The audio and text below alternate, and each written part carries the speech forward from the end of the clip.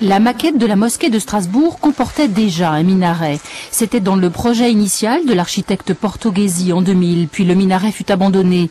La nouvelle municipalité strasbourgeoise a indiqué lors de la pose de la coupole vendredi dernier ne pas être opposée à l'élévation d'un minaret et la communauté musulmane répond. Oui, il aura un minaret puisque monsieur le maire, pendant la pose de la coupole, a souhaité que les musulmans, s'ils le souhaitent, déposent le permis pour le minaret. Les musulmans le souhaitent, donc effectivement, il y aura un dépôt de permis pour un minaret.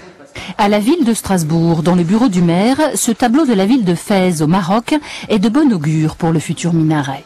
Il n'y a pas de raison que, à partir du moment où on cherche à assurer la visibilité de l'islam à Strasbourg et en Alsace, on refuse à la communauté la construction d'un minaret. Donc moi je souhaite que le moment venu, on puisse revenir au fond au projet initial qui était prévu, dans lequel figurait effectivement un minaret. La mosquée est financée à 26% par la ville et les conseils général et régional. À son coût de 8,7 millions d'euros, il faudra rajouter 90 000 euros pour le minaret. En décembre, le permis de construire sera déposé. Son obtention sera liée à une modification du plan local d'urbanisme. Le conseil municipal sera donc amené à statuer courant 2010. Mais déjà, des tracts circulent. Le mouvement régionaliste et identitaire Alsace d'abord veut faire organiser un référendum.